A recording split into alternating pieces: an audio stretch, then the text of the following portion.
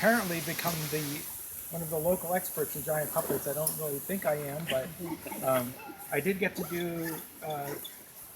go to South Africa, as some of you know, to work with the Handspring Foundation and Lukwanda Puppetry, building giant puppets for a community event that takes place every year.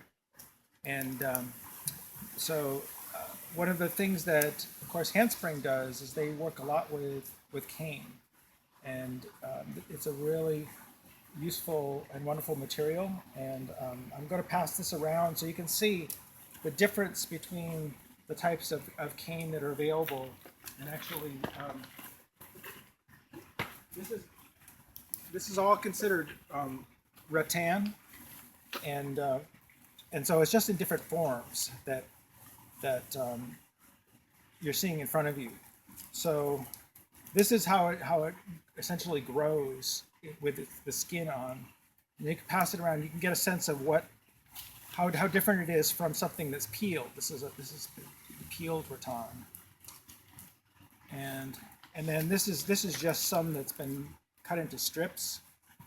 And I haven't worked with the strips, but I'm kind of looking forward to it because I could see it really being advantageous for a certain structure. I'm good, thanks. So I'll kind of give you.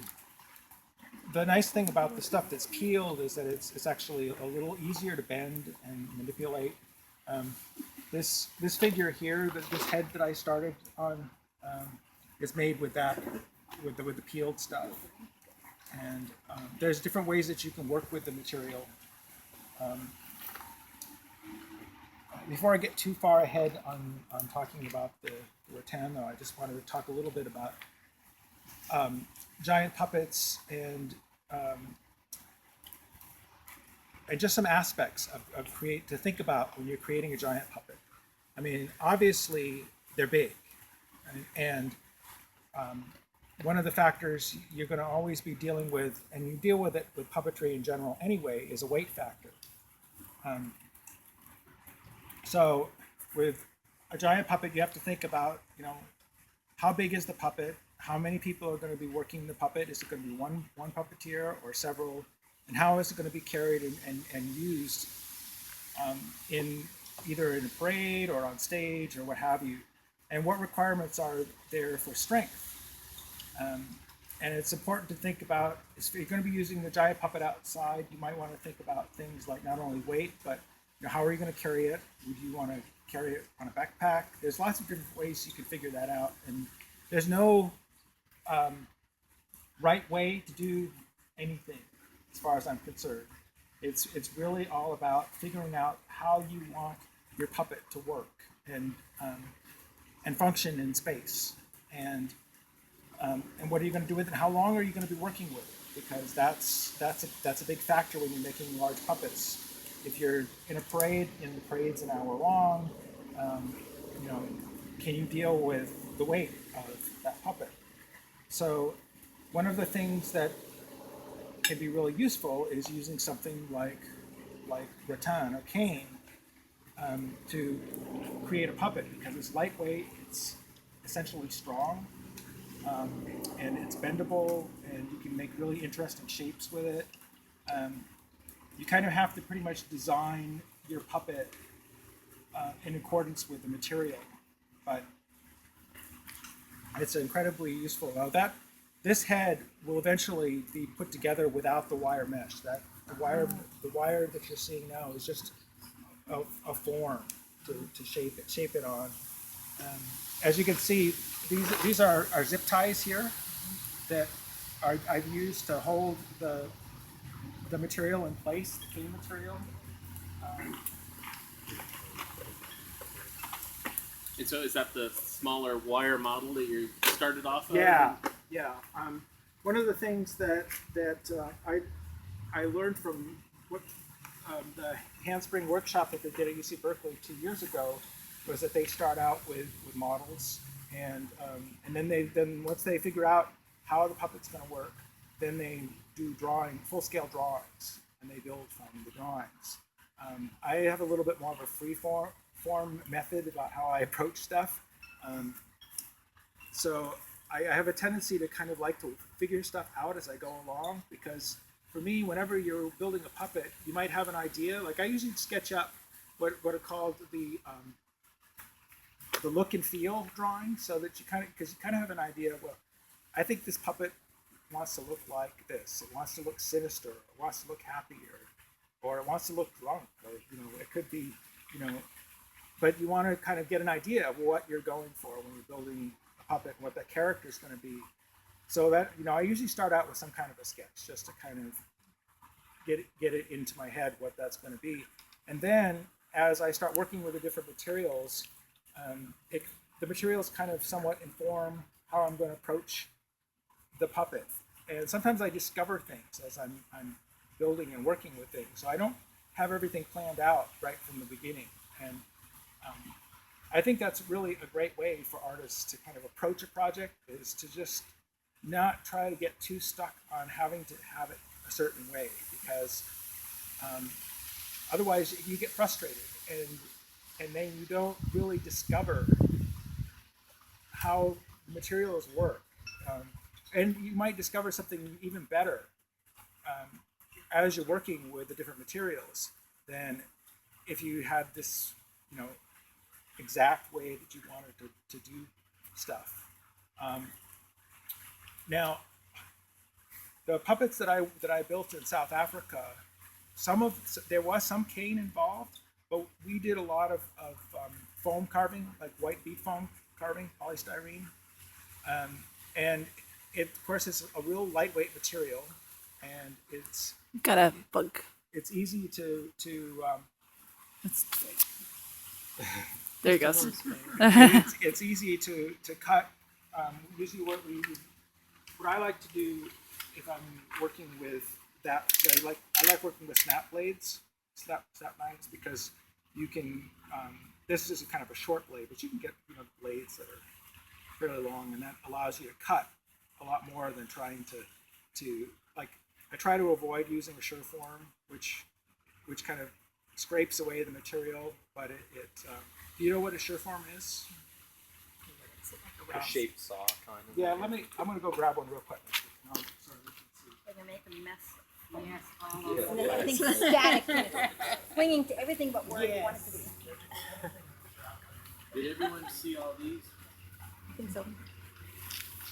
Oh, and I should mention, we have a Folk Monis fur giveaway. There's 4 boxes in there. Woohoo. So take a look, see if there's any fur or material that you'd like. And take 1 or 2 pieces to start with, and if there's any left over at the end of the day, I'm hoping it will all go. Fantastic. This is a Styrofoam, and they make different types of tools. Some of them look more kind of like a plane. I've got one of those. You can just Can you grab it? Sorry. see with that. It's careful. It's a little bit sharp, but you can use it on wood. You can use it on foam. They're really handy. The blades are replaceable. They're good for like if you had a box or something you built, or you want to round the corners off, or if you've got a puppet control, it can be really handy for rounding the edges of the square stock that you might use for control. When you use that on foam, do you wet the foam? Well, the foam that I'm talking about is the kind that they essentially make the styrofoam cups from. It's not foam rubber. Yeah. The foam rubber, cutting the foam rubber, it is better to wet it, like you were saying, because it really does make a difference. But I'm talking more about the white. They use it for insulation too, but it just gets really messy, and it just gets everywhere, and it sticks to you, and you should always wear a dust mask when you're working with it, so you're not breathing that in. I just worked on a big project at UC Berkeley for the dance concert, and Peter got to see it. I had to carve all of these rocks out of foam. It was really messy. I probably carved like 50 rocks. Eventually, I'm going to get them, and they're going to become part of my staging for some show later on down the road. But so I recommend that if you do foam, just make sure you have a good space where you can contain it, protect yourself, so you're not breathing it in. And one thing that you can do if you are going to be doing foam carving, I would really recommend buying disposable paper coveralls, so that you can kind of use it and put it in a box or put it in a bag when you're done for the day, and then take it back out, and then when you're done with the project, just toss it, because it'll just avoid a lot of unhappiness. So when we carved puppets out of foam in South Africa, we always, once you get the puppet shape the way you want it to, they cover all of their puppets in paper mache, which is basically brown paper and glue. And I'll show you a little quick demo of their method, which I really like. It's a little bit different than I think what a lot of us think of as paper mache, where you mix up the wallpaper paste and dunk the paper in. And this method's really much cleaner, and you get, I personally think you get a much better result from it. Anyway, we carved the I carved the tortoise head, the head for the secretary bird. These were characters that were in the performance. That was carved with foam, but the neck was all made of cane, because you still want to keep things lightweight. The Pelamana slave figure that was part of the performance, she was pretty much all carved with foam, because it was just, a lot of it was determined by the amount of time that we had available. Working with cane is a lot more time consuming, because you have to bend it and attach things together. And when they were building horses for Warhorse, they have to be much more conscientious about sturdy. And the fact that these are going to get used night after night after night, so they have to be really sturdy. And it's amazing the parts and pieces that make up a Warhorse. It's not all cane. There's some aluminum that's in it. They actually have backpack units that they wear inside the horses, because they have a structure that goes between the two puppeteers, so that at any point when a human character needs to ride a horse, they can get up on a horse. I mean, those horses, they make those horses believable. They're very skilled puppeteers, and they're beautifully made. So it's just really important to think about the amount of time that you have to also when you're building a puppet. And this one that you see here, I've been working on this for probably a couple of years now. I'll do some work on it and then put it aside, and then I came back to it recently and pretty much finished most of what you see here.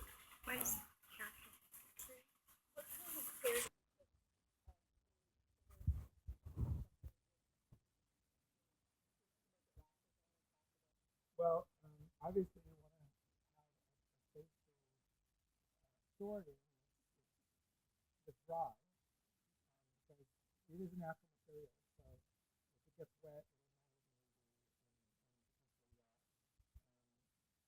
you want to make sure that rodents aren't going to get to it, because that is not, once again, it's a natural material. And if you have anything attached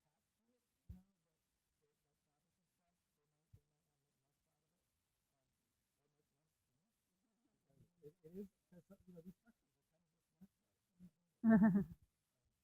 Is there a chemical you should treat your pieces with to avoid pests, or just protect it as much as you can and not kill the earth? I suppose they make this isn't for vermin, but if you were in a situation where build a puppet and the fire marshal was really adamant about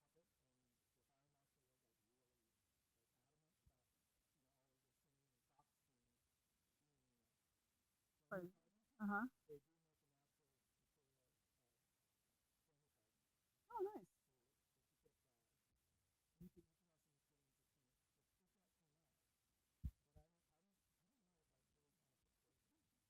Yeah, and you're in there for the most part too, depending on how it's used, Yeah. I suppose. Well, this puppet, I probably wouldn't be inside the head. The idea behind it is that it would get shoulders eventually and a neck, and then I would want to build a backpack unit to carry it around, so it would be quite tall. Ah. How many feet up? Let's see. I have this drawn at 8 feet, and that's just to the head and the rib cage. So then you add a 6 foot person or however tall you are, with a backpack unit, and then you get a pretty tall puppet. Wow. So, yeah, what's the parade? Do you know the parade limit?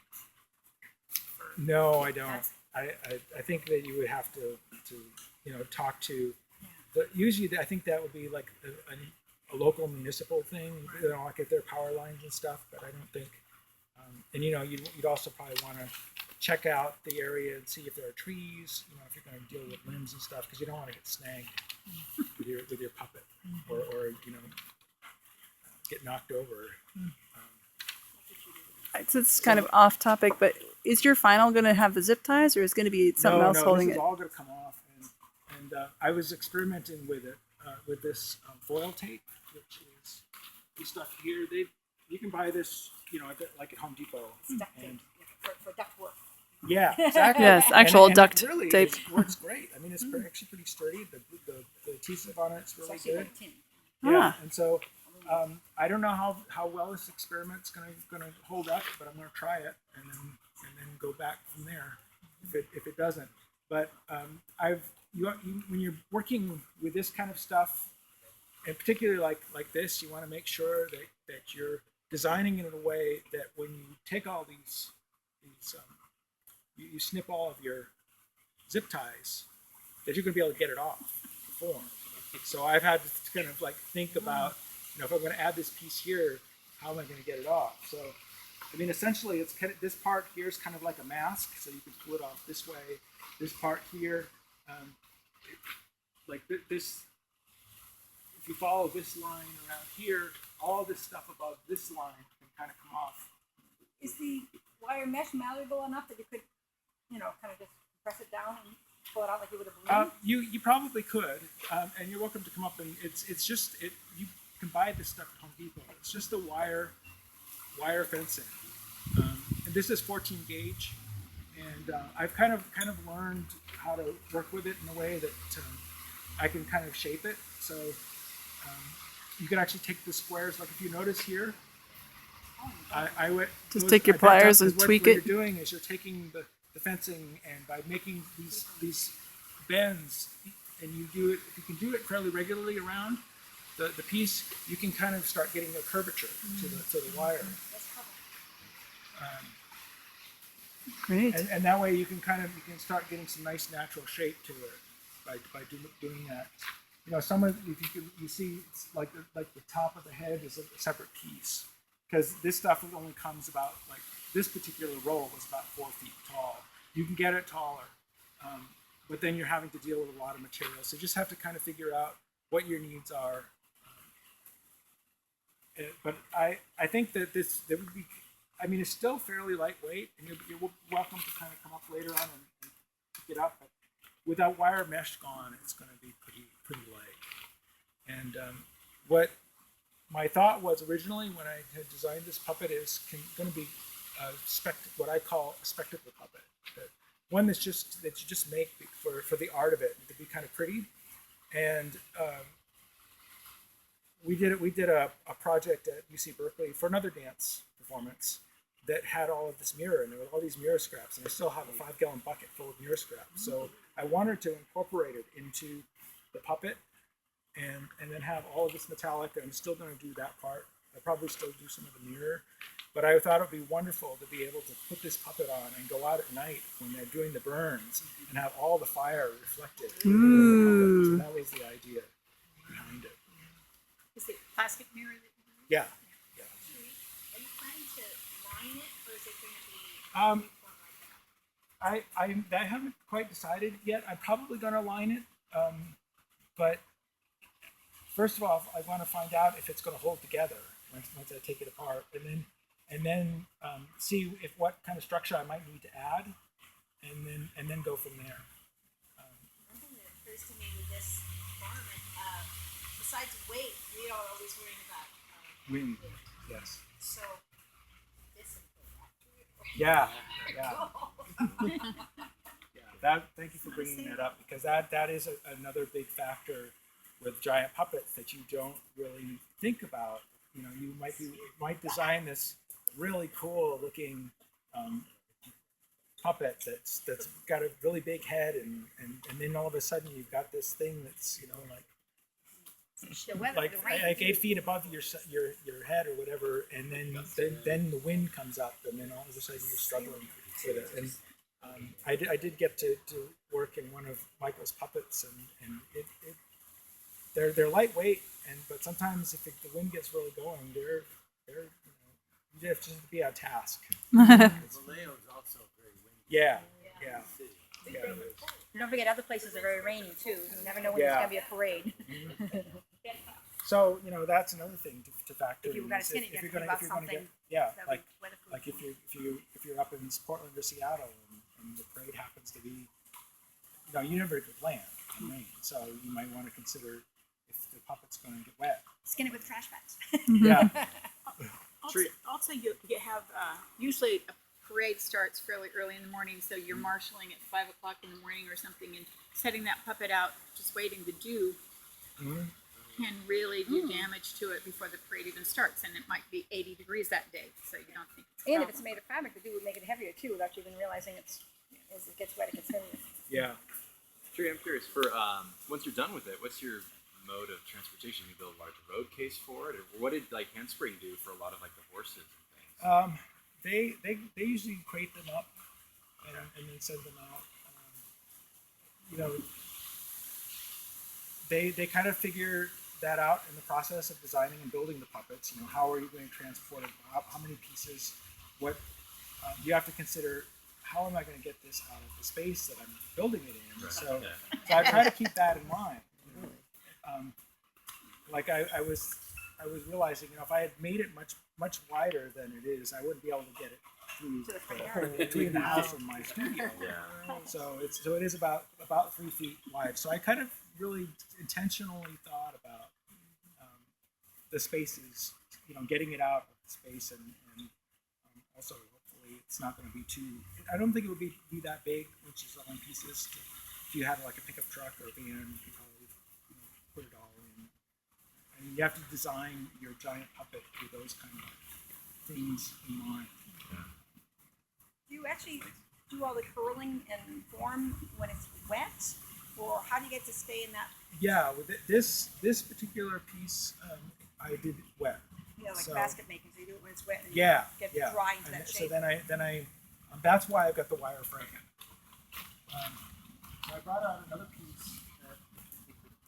Now, when they're building the horses, because they have to build so many of them, like they have, I think they have 9 life-size horses, and that includes some of the decrepit horses for Warhorse. And so,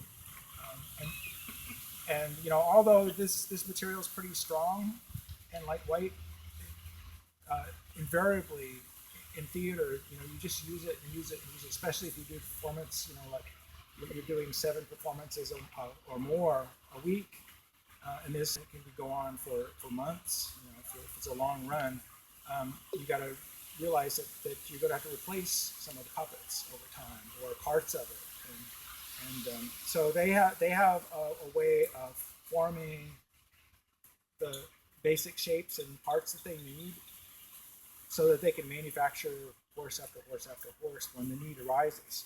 So one of the things that they sometimes will do is that they'll get a piece of plywood like this, and this one I just made up because I wanted to make some circles for the cow's ribs, and so you just take finished nails, you draw the shape that you want the cane to retain after you. Rattan to retain. Yeah, tongue twister.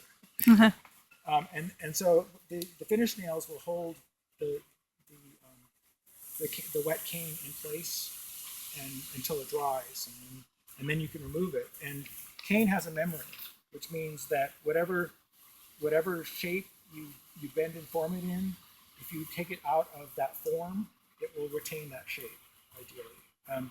I mean, there's going to be a little bit of spring and flex, but then when you bind it, you can get it back. Like this piece over here, you can see it's loose. I took the ties off, and so it's kind of sprung up a little bit, but it's still kind of got the basic shape. So when I go to put it back together, I can just push it down and then tape it with the foil tape in place. So it's gonna be an interesting experience taking this off the form and seeing what's going to happen. Because, yes, Peter? Well, I'm just curious. Are you planning to paper mache the skin with paper mache? I'm maybe parts. Maybe I'm going to do fabric. I haven't really figured. Fabric. Yeah. So I haven't do you see figured. would you need much more cane work in there to support that, or would this be sufficient? Where you are? It's gonna. I think it would depend on how I'm going to go about doing it, because I mean, one of the things that I might be able to do is to paint the backside with glue and apply paper, like wet paper.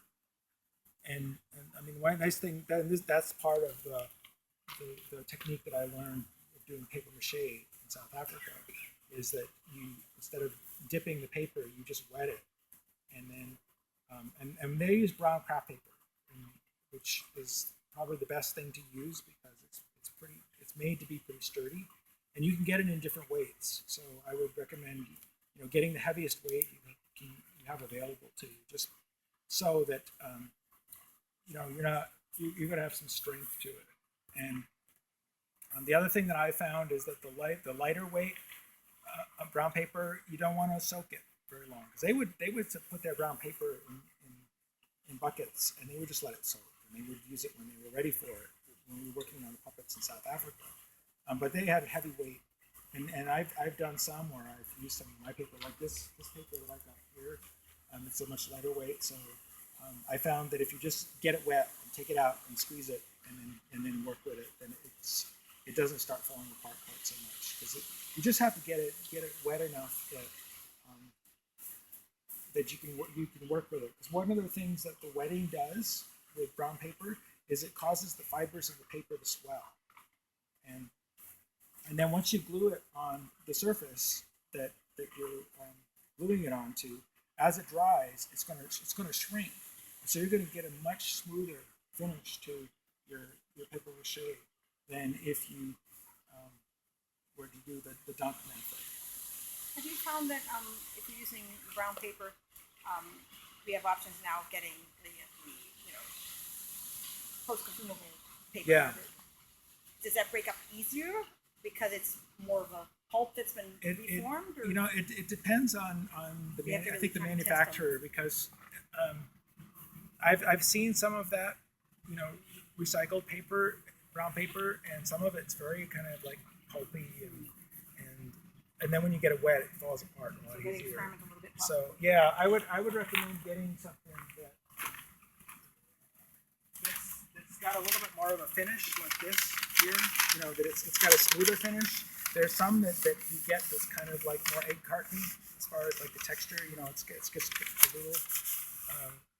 Yeah, and some of it's a lot more like you think of the craft paper that's more like people wrap their boxes in as they're shipping out.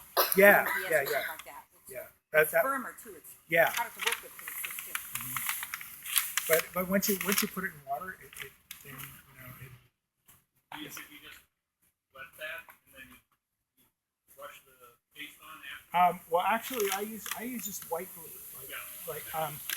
If you can afford it and you can find it, and you can buy it from Douglas and Sturgis, I recommend using their flex glue, because it's gonna if you bump it or what have you, you're less likely for have it, crack and break and tear. But Elmer's works just fine. How many layers do you do? I think it just depends on you kind of have to figure that out because as you work because you know as the puppet maker how it's going to be used and you just have to kind of experiment and see how many layers do I need to use to do this. One of the things that I found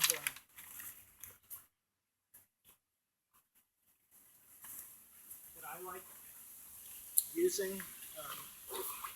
Now I've kind of discovered this by accident working with it in a theater situation. This is called Ramboard. You can buy this from Home Depot. Contractors use it to put over floors. Like if they lay a hardwood floor or there's a delicate floor, they'll put this down. Can you say the name again? I'm sorry. Ramboard. Ram, R-A-M? Yeah. Thank you.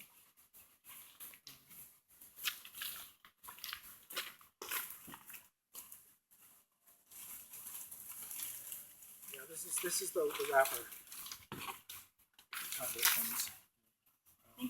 It's a little spendy. I think I've seen some smaller rolls at one of the Home Depots. It's probably you can probably get a roll for around $29. This one was like $54, but I mean it's got like 100 feet on it, so it could last you. It's that big roll behind you. Yeah. It's like. And what's Bend equally yeah in what's each direction? yeah it will bend both directions. Yeah, so it curves rather than bends, which is really nice. Yeah. And Oh, it's quite a bit thicker than tagboard. yeah. Okay.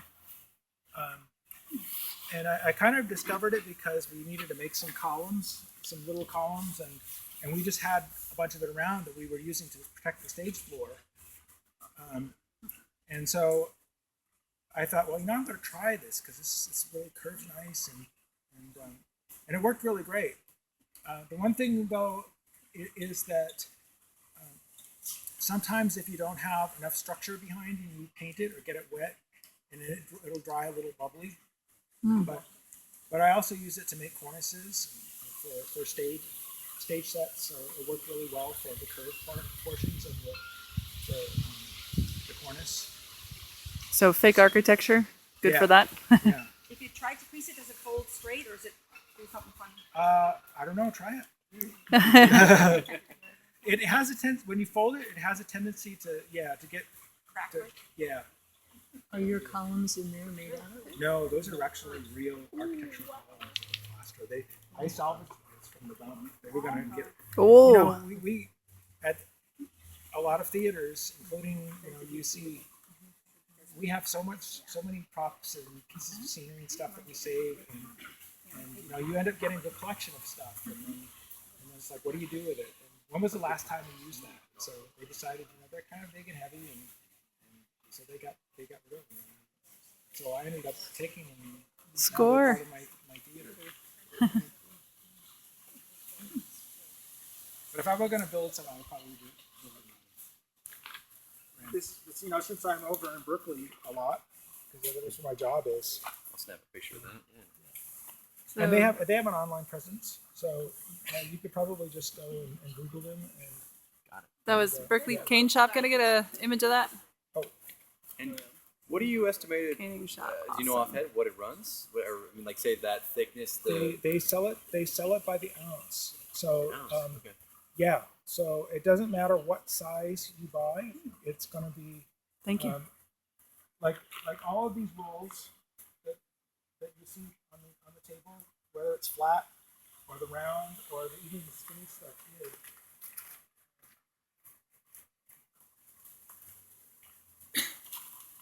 I mean, all of these rolls essentially weigh the same, and they were $15.95 a roll.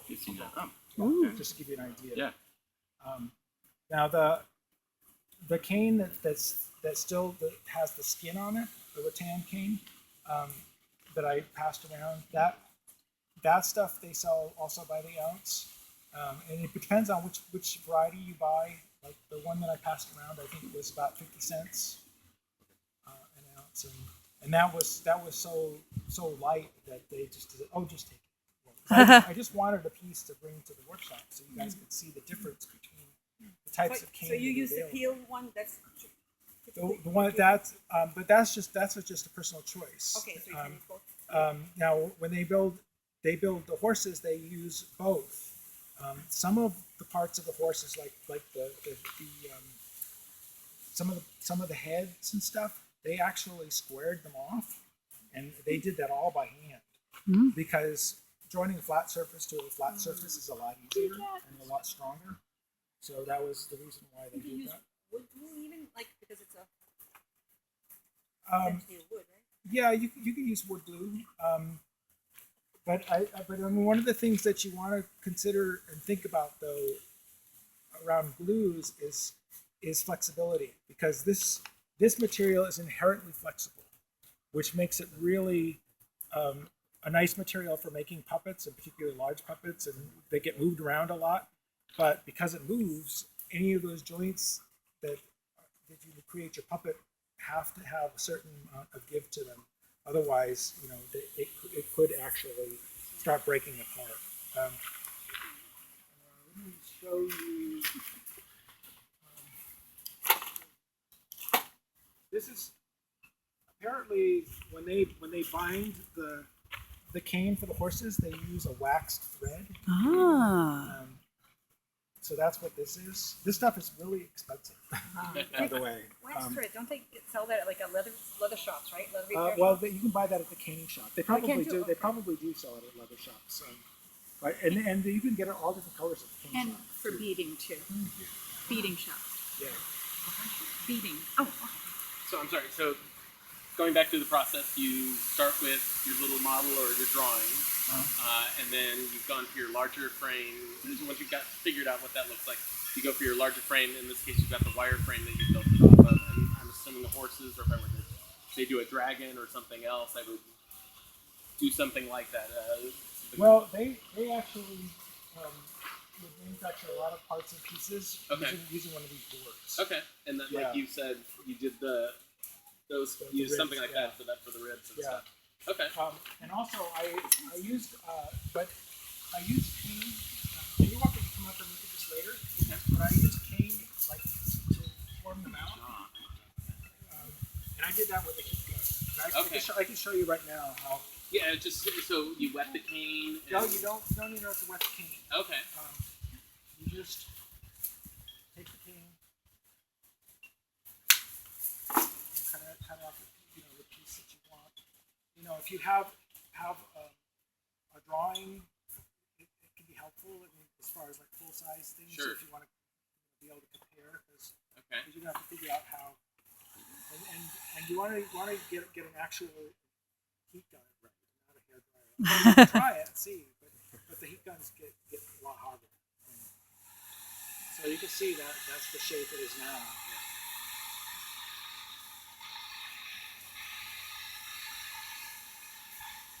And so you got on low on your heat gun right now.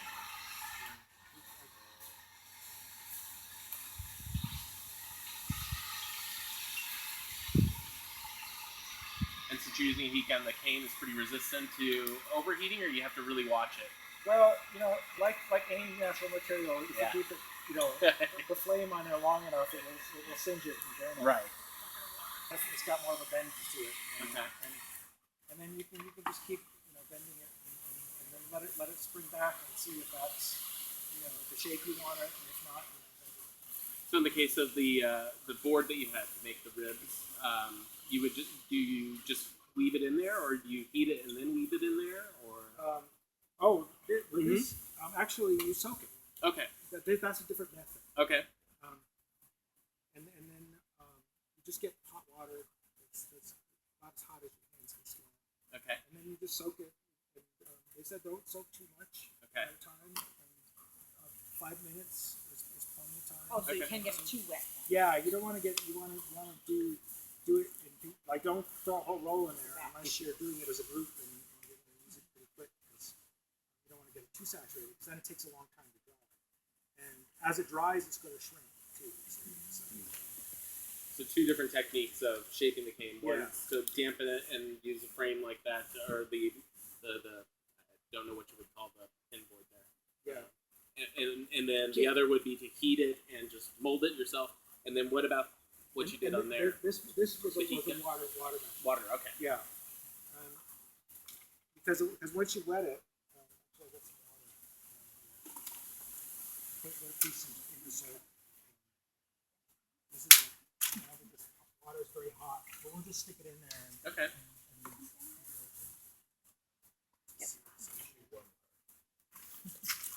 Pass that around. So, I don't think that's hot. As hot as your hands. I mean, can you take. probably could do it hotter. Okay. I don't think it wants to be boiling. Right. But if you do it really hot, you might want to just carefully put the can in and not get your fingers in there so you don't burn. Yes. While you're waiting for the cane to soak, I'll also share that I was surprised and pleased to learn that with heat, dry heat, I could also bend up to 1 inch bamboo. Oh, Big bamboo canes, like when we were making the giant horse, I needed big rib cage curves in the back, and just it was like an open flame. It was a propane flame. Yeah. That I just would run it really fast in it so it wouldn't burn it. And then, and the same as you just did with the heat gun, that was able to bend, big 1 inch pieces of bamboo, and they've held their bends now for years. Oh. And I did the same thing with some barbecue skewers on a smaller scale. Oh, yeah. After your workshop, after you spoke last time. And I went, oh, this might be the answer to that. Because Clever. it's possible that the barbecue skewers are just worth it because they look like it. They're bamboo. Oh, they are. They're bamboo.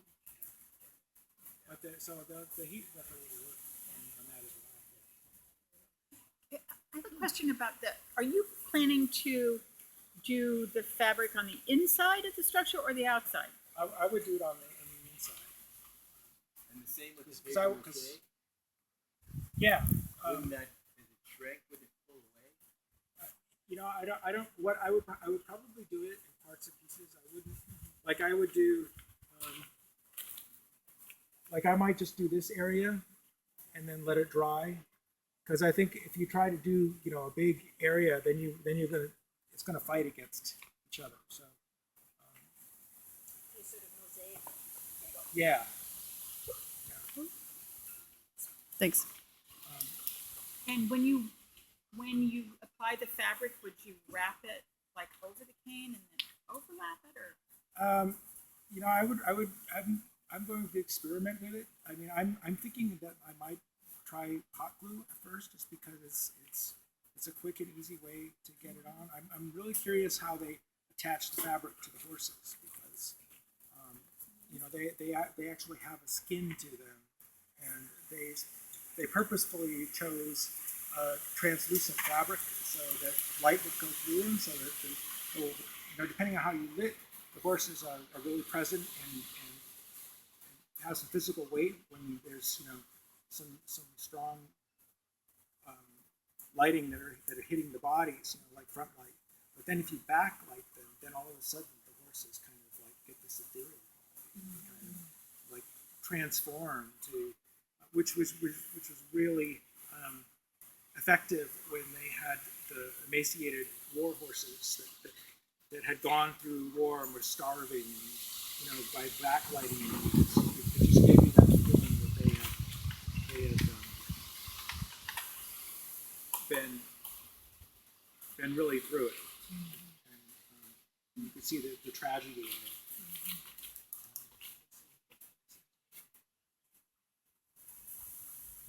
Yeah, it's even in that cold water, you can see how much more windy it is compared to this. Then would you just let it air dry, or would you hit it with a heat gun? No, well, I guess you could work with a heat gun, but I just let it air dry. Like all of this, I did wet, attached it to the frame, and then let it air dry. Great. And if you come up and look at this close, you'll actually notice that which parts I had done a couple couple years ago because it's been out in the weather, so Yeah. it's actually got a little bit of mildew on it. Oh. Yeah. But since I'm going to be, treating it with the tape and stuff. Pass that around. But the nice thing about the wet method is that you can really get these tight spirally curves, which I think would be a little bit of a challenge if you were doing it with heat gun. If you decided you want to add on another piece, would you use the method with the tape, or would you use the method with the wax thread? I think it would depend on how you started out. If this works really well with the tape, and I want to add a piece on, I would use the tape because I think it's really important to kind of keep things consistent because it's going to change the look. The only other reason why you might want to do that a little bit differently is because you find that the tape works great on some of these joints, but then there are other joints that are more stressed as it moves around. You might want to wrap it. Right. Is there any special technique to wrapping, or you just stick string? I haven't really done any wrapping yet. What I would do is maybe look online or look at the cane shop and see what they're because I would kind of have a tendency to maybe want to drill a small hole that's big enough for the wax thread to go through, just because it would actually start, yeah. But I'm not sure if that's a good idea because I don't know if it would weaken the cane. So you might not want to do that. Yeah, and there's some Boy Scout knotting, Yeah. and wrapping methods. And also, if you start wrapping, it's let me show you.